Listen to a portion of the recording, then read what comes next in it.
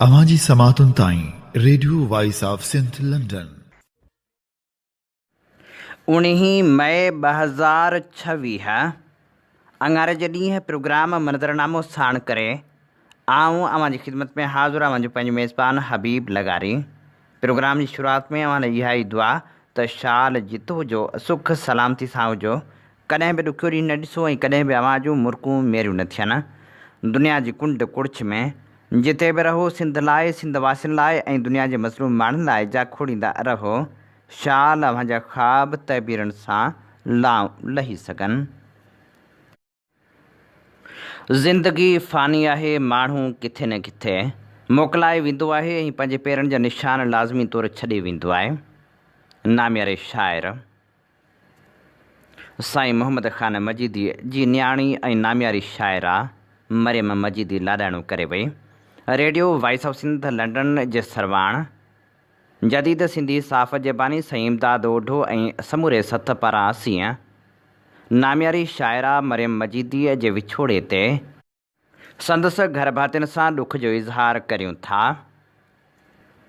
Programme मंज़रनामे में अॼु असीं नामियारी लेखिका ऐं शाइरा मरियम मजीदी खे भेटा पिणु पेश कंदासीं। उन सां गॾोगॾु 28वीं तरमीम वारे मामले ते बि वीचारींदासीं त हुकूमत खे 28वीं तरमीम जो लाचार छो आहे। हुक्मरान जेके अवाम सां कयल वाइदा त वफ़ा नाहिनि कंदा, पर IMF जा वाइदा पूरा छो था कनि। इन मामले ते बि ॾिसंदासीं त ईरान सूरतहाल ते अधूरी जंग अधूरो अमन जे उनवान हेठि लतीफ़ जमाल जे लेख मां चूंड वर्क पिणु प्रोग्राम जो हिसो हूंदा त सिंध यूनिवर्सिटी में तालीम दुश्मनी केरु करे रहियो आहे, इन बाबति तजियो बि प्रोग्राम में शामिलु हूंदो। शाइरी बि प्रोग्राम जो हिसो हूंदी त तजिया ऐं तबसरा बि प्रोग्राम में शामिलु हूंदा।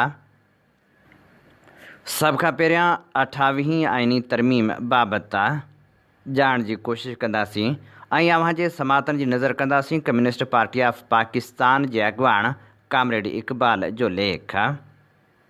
हुक्मराननि पंहिंजे मुफ़ादनि लाइ ठाहियल आइन में तरमीम मथां तरमीमूं कंदे उनजो चहिरो ई बिगाड़े छॾियो आहे। जिन हुक्मराननि पाण आइन जो ई हाल कयो आहे, उहे हुक्मरान शहरियुनि खे आइन ऐं कानून जी भञकड़ी करण ते सख़्त कार्रवाई जूं धमकियूं ॾींदे नथा थकिजनि। इतलान मूजिबि 28वीं आइनी तरमीमनि में जिते ॿियनि हसास नोयत वारनि मामलनि खे छेड़ियो पियो वञे, उते चूंडनि में वोट ॾियण लाइ शहरियुनि जी उमिरि जी हद 18 सालनि मां वधाए 25 साल करण जी तजवीज़ बि शामिलु आहे, जंहिं सबबि किरोड़े नौजवान पंहिंजा नुमाइंदा चूंडण जे हक़ खां महरूम थी वेंदा। सवाल हीअ आहे त जेकॾहिं हिकु 18 वरहनि जो नौजवान शादी करण जो फ़ैसिलो करण लाइ अहल करार ॾेई सघिजे थो, त पोइ वोट ॾियण लाइ नाअहल कीअं करार ॾेई सघिजे थो। जेकॾहिं हिकु 18 वरहनि जो नौजवान नौकिरी करण लाइ अहल करार ॾेई सघिजे थो, त पोइ खेसि वोट ॾियण जे हक़ खां महरूम कीअं करे सघिजे थो। जेकॾहिं हिकु 18 वरहनि जो नौजवान बैंक या कंहिं बि माली इदारे या खाते मां कर्ज़ हासिल करण लाइ अहल करार ॾेई सघिजे थो, त पोइ खेसि वोट ॾियण जे हक़ खां महरूम कीअं करे सघिजे थो। जेकॾहिं हिकु 18 वरहनि जो नौजवान पुलिस सिक्योरिटी इदारनि समेत सभिनी अहम दिफ़ाई ऐं इंतिज़ामी इदारनि में ख़िदमतूं अंजाम ॾेई सघे थो, त पोइ खेसि वोट जे हक़ खां कीअं महरूम रखी सघिजे थो। जेकॾहिं 18 वरहनि जो नौजवान आला सिविल सर्विसिस ऐं अदलिया में नौकिरी करे सघे थो, त पोइ खेसि वोट जे हक़ खां छो महरूम रखियो वञे। जेकॾहिं 18 वरहनि जो नौजवान अदालतनि में केसनि जी पैरवी करे सघे थो, त पोइ वोट छो नथो ॾेई सघे। जेकॾहिं 17 वरहनि जे मोहम्मद बिन क़ासिम जी मुख़्तलिफ़ जंगियुनि में क़यादत करण खे दुरुस्त, जाइज़, क़ाबिल फ़ख़्रु ऐं क़ाबिल क़बूल करार ॾेई सघिजे थो, त पोइ अॼु जे दौर जे 18 वरहनि जे नौजवान खे वोट ॾियण जे हक़ खां कीअं ऐं छो महरूम करे सघिजे थो। जेकॾहिं हुक्मरान जे हक़ ऐं हिमायत में वोट ॾियण खे दुरुस्त ऐं हिलाल करार ॾेई सघिजे थो, त पोइ पंहिंजी मर्ज़ी मुताबिक़ वोट जो हक़ इस्तेमालु करण खे ग़लति ऐं हराम कीअं करार ॾेई सघिजे थो। जेकॾहिं इल्मु, आगाही ऐं शऊर खां महरूम औरतुनि, ख़ासि तौर ते ॻोठाणनि इलाइक़नि ऐं ग़रीब आबादियुनि में रहंदड़ औरतुनि खे मर्दनि जी मर्ज़ी मूजिबि वोट ॾियण जो हक़ ॾेई सघिजे थो, त पोइ 18 वरहनि जे नौजवाननि खे पंहिंजी मर्ज़ी ऐं आज़ादी सां वोट ॾियण जे हक़ खां महरूम करण जो कहिड़ो जवाज़ आहे। गैर नुमाइंदा पार्लियामेंट ऐं कठपुतली हुक्मराननि खे आइन में तरमीमूं करण जो को बि इख़्तियार नाहे। वफ़ाक़ ऐं सभिनी वफ़ाक़ी इकाइयुनि ऐं लाॻापियल रियासतनि में इक़्तिदार अवाम जे हवाले कयो वञे। हीअ असीं अवां जे समातनि जी नज़र करे रहिया हुआसीं। कामरेड इक़बाल जो तजियो। वाइदा वफ़ा त सिर्फ़ु हुक्मरान नाहिनि कंदा, ऐं उहे बि वाइदा जेकॾहिं अवाम सां कया वञनि त पोइ उन्हनि वाइदनि जे वफ़ा थियण जी का बि गारंटी नाहे हूंदी। पर कर्ज़ ॾींदड़ इदारनि ख़ासि तौरु IMF सां जेके बि वाइदा कया वञनि था उहे ज़रूरु निभाया वञनि था। हुक्मराननि IMF सां जॾहिं बि के वाइदा कया आहिनि उहे समूरा अवाम लाइ वबाल जान साबित थिया आहिनि।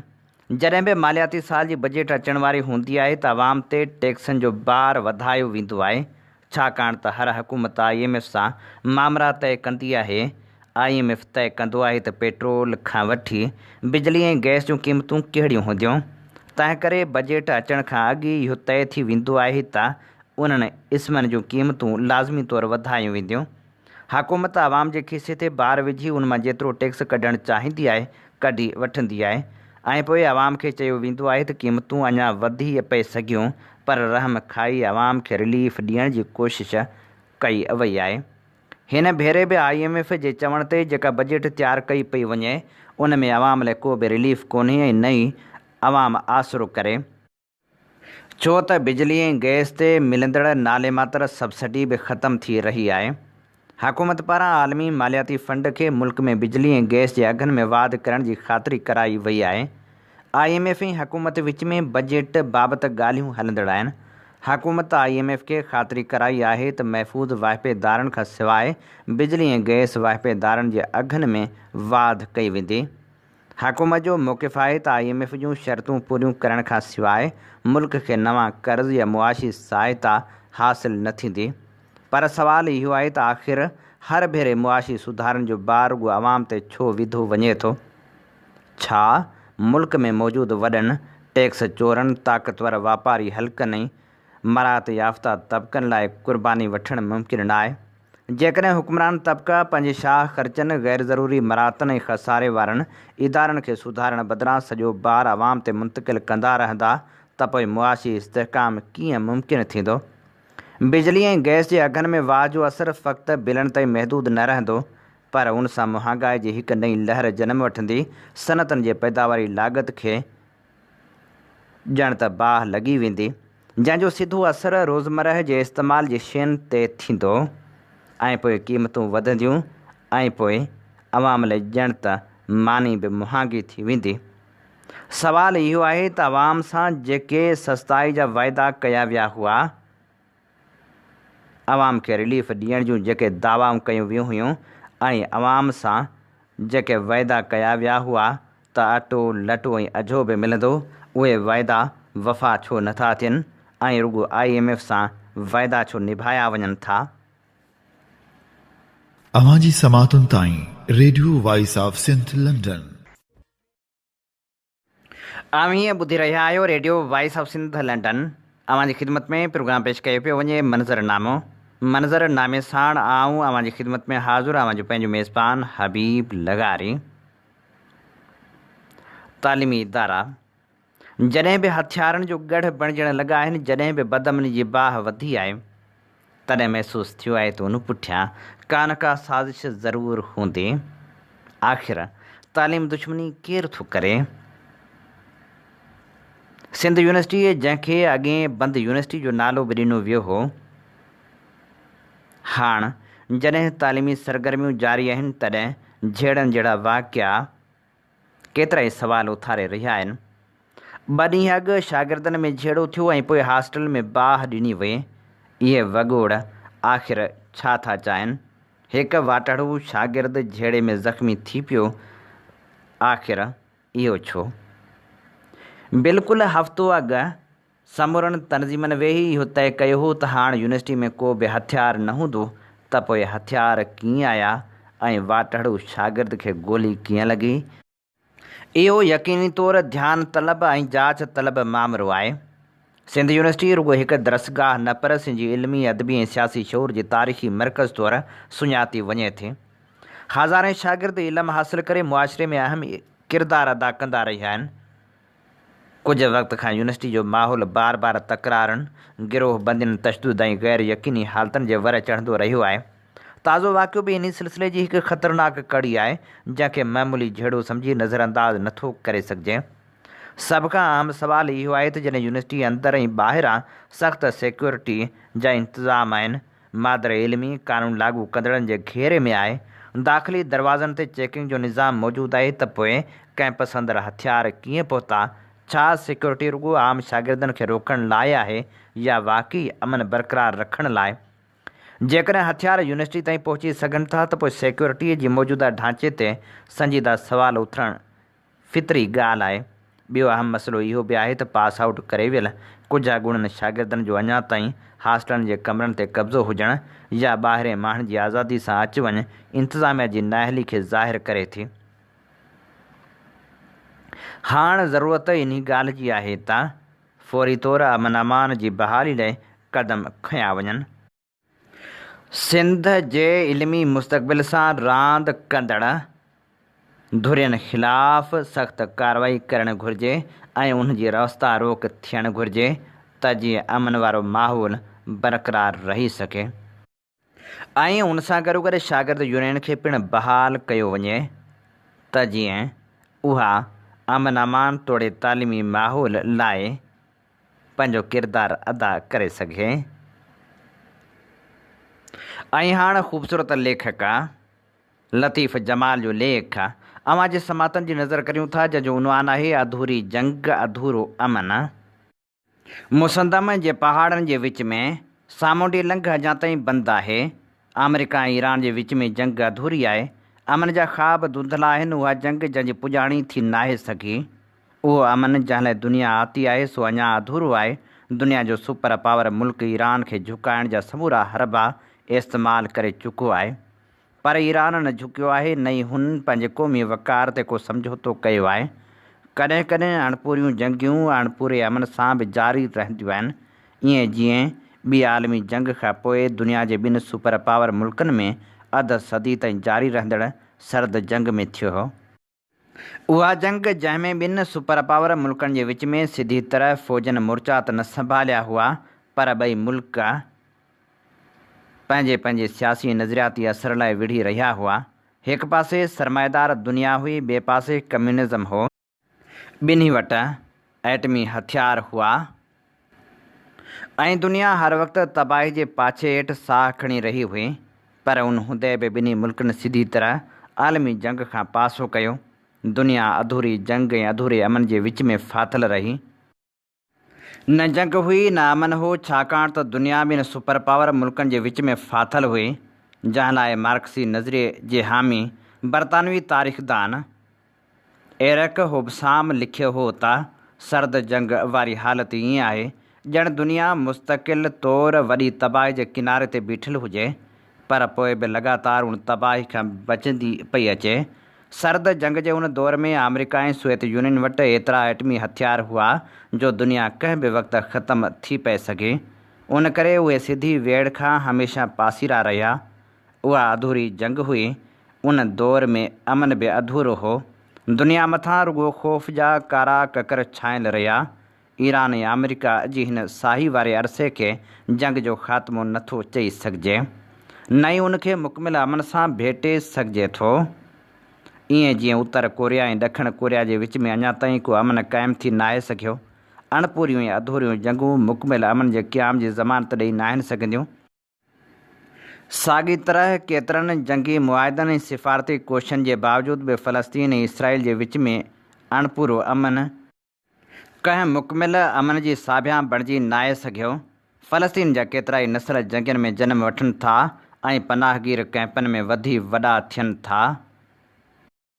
दुनिया जा वॾा इदारा करारदादूं पास कनि था, पर अधूरी जंग ऐं अधूरे अमन जे विच में फाथल फ़लस्तीन में मुकमिल जंग बंदी ऐं मुकमिल अमन कराइण में नाकाम बणिजी विया आहिनि। अहिड़ी कैफ़ियत ते स्पेनी अमरीकी फ़िलासफ़र जॉर्ज संतियाना लिखियो हो त रुॻो मोलनि ते जंग जो ख़ात्मो ॾिठो आहे, कंहिं बि हसास अदीब लाइ जंग रुॻो फ़ौजनि जे विच में वेड़ नाहे हूंदी, पर उहा इंसाननि जे अंदर में वॾी भञ डाह ऐं नफ़्सियाती ख़ौफ़ बि हूंदी आहे। छाकाणि त अमन रुॻो जंगबंदी सां नाहे थींदो, पर अमन इंसानी वक़ार जी बहाली सां ई मुमकिन बणिजी सघंदो आहे। हिन वक़्तु जॾहिं दुनिया में गैर यकीनी कैफ़ियत वबा जी शक्ल इख़्तियार करे चुकी आहे, तॾहिं अमेरिका ऐं ईरान जे विच में अधूरी जंग ऐं अधूरे अमन जे क़याम ते दुनिया खे ॻणती आहे। सिफ़ारतकारी जूं समूरियूं कोशिशूं ॿिन्ही मुल्कनि जे विच में मुकमिल अमन मुमकिन बणाए नाहिनि सघियूं। सामूंडी लंघ लगातार बंदि रहियो त समूरी दुनिया में बुख ऐं बदहाली जूं नयूं आफ़तूं जनम वठी सघनि थियूं, जंहिंजा तफ़सील पढ़ंदड़नि जे अखियुनि अॻियां गुज़रंदा बि रहनि था। अॼु जी दुनिया में जंग जूं शक्लियूं बि बदिलजी वियूं आहिनि। हाणे जंगियूं रुॻो तोबनि ऐं मिज़ाइलनि सां ई न, पर इक़्तिसादी पाबंदियुनि, साइबर हमलनि, सिफ़ारती दबाव, मीडिया जी प्रचार, जासूसी मालूमात, प्रॉक्सी हिकमत अमलियुनि ऐं वापारी बंदिशुनि जे ज़रिए बि विढ़ियूं वञनि थियूं। ईरान ख़िलाफ़ अध सदी खां वधीक लॻंदड़ इक़्तिसादी पाबंदियूं बि इन्ही हिकमत अमलियुनि जो हिसो आहिनि। तेल जे मंडियुनि खां वठी बैंकनि ताईं आलमी ताक़त जो ढांचो कमज़ोर मुल्कनि खे कंट्रोल करण लाइ इस्तेमालु थींदो रहियो आहे। क़ौमूं बुख, बंदिश ऐं अकेलाई त सही वेंदियूं आहिनि, पर पंहिंजी क़ौमी सुञाणप ते सौदेबाज़ी नाहिनि कंदियूं। नोम चोम्स्की जो ख़्यालु आहे त जदीद दुनिया में जंग रुॻो बारूद सां न, पर बयाने सां बि विढ़ी वेंदी आहे। ताक़तवर मुल्क पंहिंजे जंगियुनि खे अमन, जमहूरियत ऐं इंसानी हक़नि जो नालो ॾींदा आहिनि, जॾहिं त कमज़ोर क़ौमूं पंहिंजी बका लाइ बीहंदियूं आहिनि त उन्हनि खे ख़तरो क़रार ॾिनो वेंदो आहे। उहा आलमी सियासत जी ॿिटे मयार वारी दुनिया आहे। उहा साम्राजी साज़िशी हिकमत अमली आहे। अमेरिका वियतनाम जंग में बि जॾहिं भरपूर फ़ौजी ताक़त जे इस्तेमाल खां पोइ बि वियतनाम जी मज़ाहिमत खे शिकस्त ॾेई न सघियो हो त जंग ख़तमु करे छॾी हुई, पर उन जंग जी पुॼाणी बि पाइदार अमन जो क़याम आणे न सघी हुई। जंग बंदी खां पोइ बि वियतनाम जे हिसे में अधूरो अमन आयो हो ऐं जंग जी पुॼाणी मुकमिल अमन जी शुरूआति बणिजी न सघी हुई। जॾहिं मौजूदा दौर में बि अधूरनि जंगियुनि खे मुकमिल जंग बंदियुनि में तब्दील न कयो वियो त सॼी दुनिया जो अमन दाव ते लॻी वेंदो ऐं इंसानियत पंहिंजी ईजाद कयल तबाही में दफ़न थी वेंदी। ईरान ऐं अमेरिका जे विच में जंग बि मुकमिल अमन में तब्दील थी नाहे सघी। उहा अहिड़ी अधूरी जंग आहे जेका सामूंडी लंघ ते विढ़ी पई वञे। उहा जंग जेका अधूरी आहे। जंग बंदियुनि जा ऐलान आलमी मैशत खे मुस्तहकम करे नाहिनि सघिया, छाकाणि त सामूंडी लंघ बंदि आहे, जंहिंसां सॼी दुनिया गैर यकीनी जे सख़्ते हेठि आहे। इसराइल विच ओभर मथां हमला कंदो रहे थो ऐं ईरान ख़लीजी मुल्कनि जा उहे हंध निशानो बणाईंदो रहे थो जिते अमरीकी अॾा आहिनि। ईरान मथां अमेरिका सीधी तरह हाणे हमला बंदि करे छॾिया आहिनि। जंग बंदी अञा जारी आहे, पर सामूंडी लंघ वटि अमेरिका ऐं ईरान जी सामूंडी जहाज़नि मथां वक़्फ़े वक़्फ़े सां हिक ॿिए मथां थींदड़ हमलनि जूं ख़बरूं बि मीडिया जी ज़ीनत बणिजंदियूं रहनि थियूं। जेसिताईं सिफ़ारती कोशिशूं कामयाबु थियनि, एसिताईं हरमुज़ लंघे ईरान वटि अहिड़ो मज़बूत हथियार आहे जंहिंसां अमेरिका मथां अमन जे क़याम लाइ दबाव वधाए सघिजे थो। जेकॾहिं ईरान ऐं अमेरिका जे विच में जंग जे मुकमिल ख़ात्मे लाइ सिफ़ारतकारी वारियूं कोशिशूं बि नाकाम थी वियूं ऐं सामूंडी लंघ मुकमिल बंदि थी वियो त उहा जंग रुॻो ईरान ऐं अमेरिका ताईं महदूद न रहंदी, पर उनजो असरु तेल, वापार, मईशत ऐं आलमी अमन ताईं पखिड़िजी वेंदो, जंहिंजा नतीजा पंहिंजे पूरी ताक़त सां ज़ाहिर थियण लॻंदा। इन करे हिन वक़्तु सॼी दुनिया अमेरिका ऐं ईरान जी अधूरी जंग खां ॾिनल आहे, जिते अमन जूं ॻाल्हियूं बि थियनि थियूं ऐं सामूंडी लंघ बि बंदि कयो वियो आहे। सॼी दुनिया अहिड़ी अधूरी जंग ऐं अधूरे अमन खां ख़ौफ़ज़दा आहे, छाकाणि त अधूरियूं जंगूं ऐं अधूरा अमन दुनिया में वॾियुनि तबाहियुनि जा सबबु बणिबा आहिनि। हीअ असीं अमन जी ख़िदमत में पेश करे रहिया हुआसीं लतीफ़ जमाल जे लेख जा चूंड वर्क। अवां जी समातुनि ताईं radio voice of Sindh London.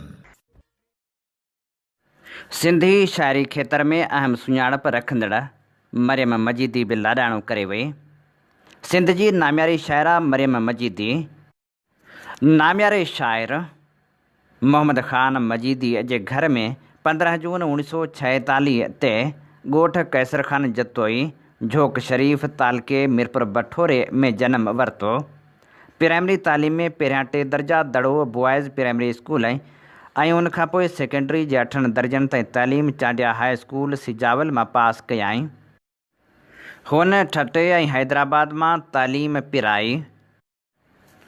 September 1960 में हूअ प्राइमरी उस्ताद मुक़ररु थिए, जॾहिं त 1980 में खेसि हाई स्कूल टीचर तौरु तरक़ी मिली। सिजावल में पोस्टिंग थियसि ऐं साॻे ई स्कूल में हेड मास्तरियाणी पिणु रही। 1991 खां सब डिविज़नल ऑफिसर एजुकेशन सिजावल ऐं पोइ मुख़्तलिफ़ अरसे लाइ deputy DO secondary Thatta, EDO Sujawal Mirpur Sakro ऐं DO प्राइमरी ठठो पिणु रही। 12/6/2002 ते रिटायरमेंट वक़्तु हू सिजावल में EDO प्राइमरी जे उहिदे ते फ़ाइज़ हुई। मरियम मजीदी लिखण जी शुरूआति 1975 खां कई। हुन जो पहिरियों शेर उन वक़्त में कराची मां शाया थींदड़ रिसाले बरसात में छपियो। मरियम मजीदी जो पहिरियों शाइरी जो मजमूओ सरोम दुखम दुखम 1986 में छपियो, जंहिंखे बहितरीन शाइरी जे मद में 2 एवार्ड मिलिया। संदसि ॿियो शाइरी जो किताब नेराना ई नेण 2012 में छपिजी मंज़र आम ते आयो। हुनखे केतिराई एवार्ड मिलिया। मरियम मजीदीअ जे अणछपियल अदबी पोहरे में मज़मून मुख़्तलिफ़ किताबनि ते लिखियल मुहाग, तबसरा ऐं इंटरव्यू बि शामिल आहिनि। हूअ सिंध जे हक़नि लाइ जदोजहद में पिणु शामिल रही। 2012 में हुकूमत तरफ़ां मढ़ियल मकानी सरिश्ते जे ॿिटे निज़ाम जी सख़्त मुखालफ़त करण ऐं रैली कढी धरणो हणण जे इल्ज़ाम में मथसि दहशतगर्दी जो कूड़ो केस पिणु दाख़िल कयो वियो। मरियम मजीदी काफ़ी वक़्तु सिजावल में गुज़ारण खां पोइ हैदराबाद में पिणु रिहाइश इख़्तियार कई। काल्ह हुन पसाह पूरा कया ऐं सिजावल वारे इलाइक़े में खेसि अबाणे क़ब्रिस्तान में मिटी माउ हवाले कयो वियो। ऐं हाणे अव्हांजी ख़िदमत में पेश करियूं था मरियम मजीदी जी ख़ूबसूरत शाइरी।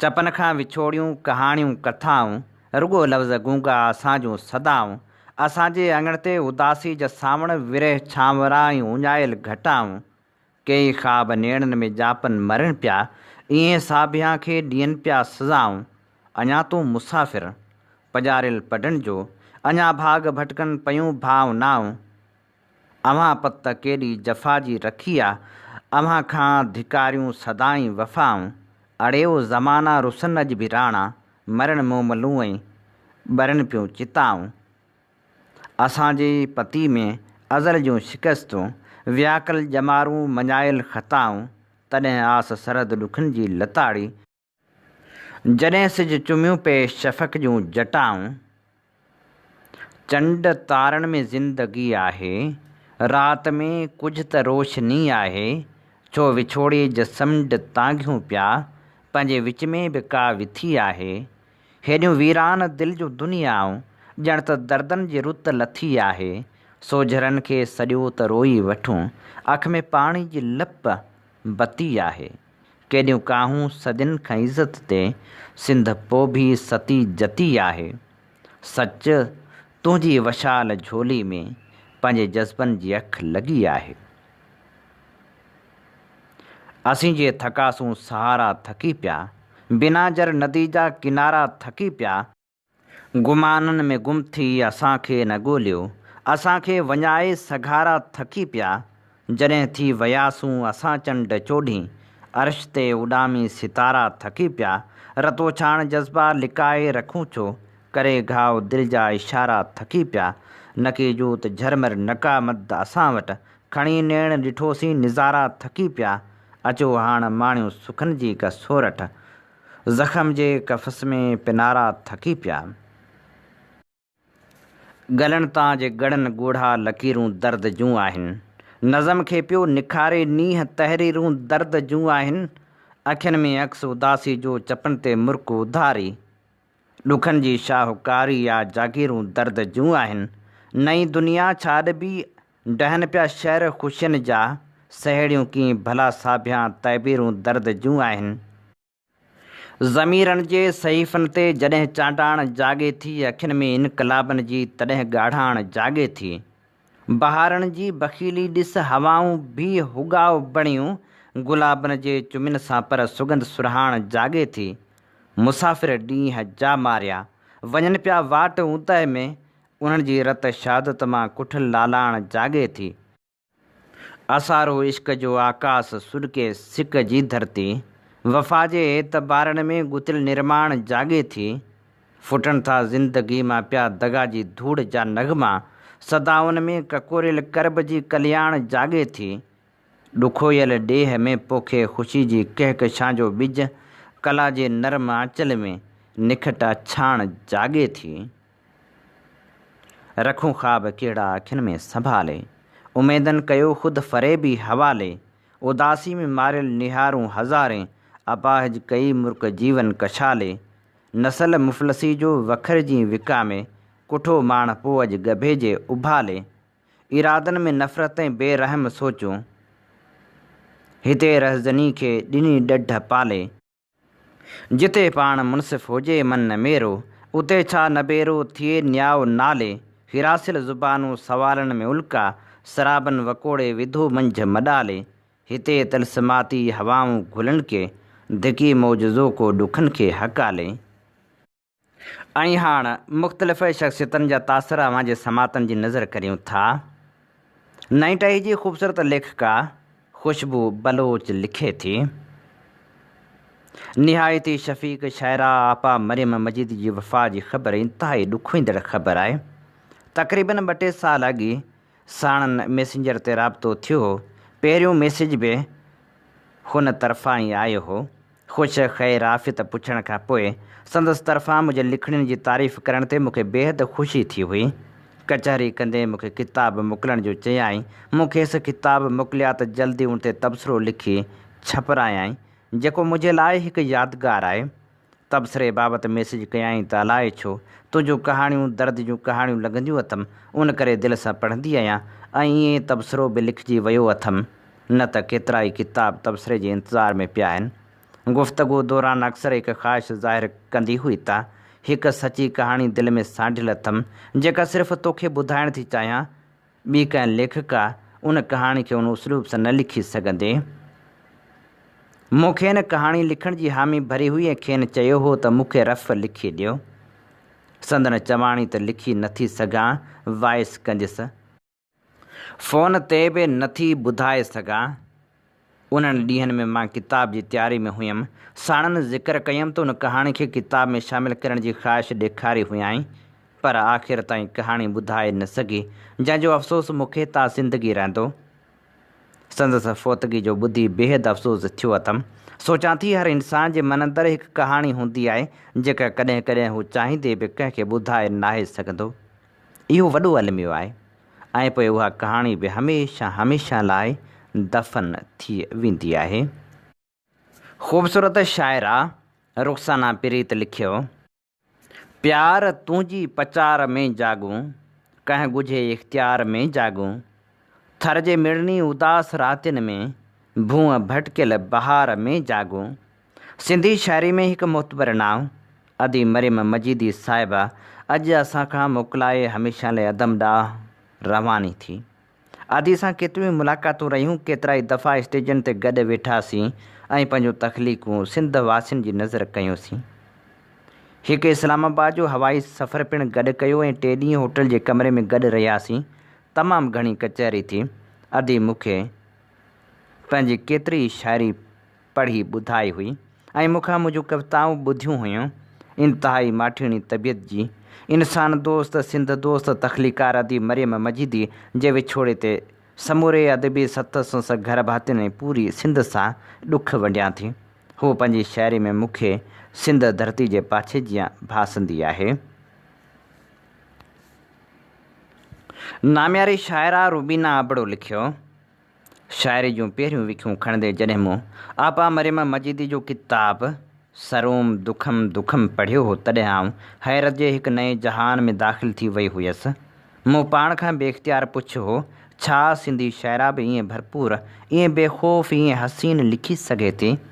संदसि शाइरी में जमालिया जो अहिड़ो जादू हो, जंहिं मुंहिंजे मन खे कंहिं पुरस्रार मंतर जीअं मंडे छॾियो हो ऐं मज़ाहिम जो ॻाढ़ो रंग मुंहिंजे जज़्बनि ते ईअं लहरायो हो, जीअं ॻाढ़ो झंडो शाम जी ॻाढ़ाण में लहराईंदो आहे। संदसि विछोड़ जी ख़बर पढ़ी त दिलि कुझु देरि लाइ रुकिजी वेई। वक़्तु ओचितो पंहिंजो चकर विसारे वेठो ऐं मुंहिंजे अखियुनि आॾो आपा मरियम सां उहा पहिरीं या शायदि आख़िरी मुलाक़ात कंहिं पुराणी मूवी जे मंज़र वांगुरु फिरणु लॻी, जंहिंमें हुन सां गॾु कढियल उहा अकेली सेल्फी अॼु बि ईअं महसूसु थिए थी ॼण मूंखे कंहिं गुज़िरियल लम्हे खे माज़ी जे हथनि मां खसे हमेशह लाइ वक़्त जे फ्रेम में क़ैद करे छॾियो हुजे। हुआ सिंधी शाइरी जे झोल में ज़ाफ़रानी गुलनि जहिड़ी सुराण सां वासियल शाइरी, सरोम दुखम दुखम ऐं निरानाई नेण विझी शाइरी जहिड़े कंहिं ॿिए हसीन जहान ॾांहुं हली वई आहे, पर संदसि लफ़्ज़, संदसि लहजो, संदसि मज़ाहिमत, संदसि जमालियात उहे सभु सिंधी शाइरी जे रूह में हमेशह सरहा रहंदा। हीअ असीं भेटाउनि जा गुलाब आछे रहिया हुआसीं नाम्यारी शाइरा मरियम मजीदी खे। इन ते प्रोग्राम मंज़रनामे जो वक़्तु पुॼाणी ते पहुचे थो। पंहिंजे मेज़बान हबीब लगारी खे इन साॻी दुआ सां ॾींदा इजाज़त। वसे भिट तुंहिंजी भलारा सदा सदा देस परदेस सारा वसन, कॾहिं सींद सिंजी न मेरी थे, कॾहिं मोड़ कंहिंजा न मुरझाए जन।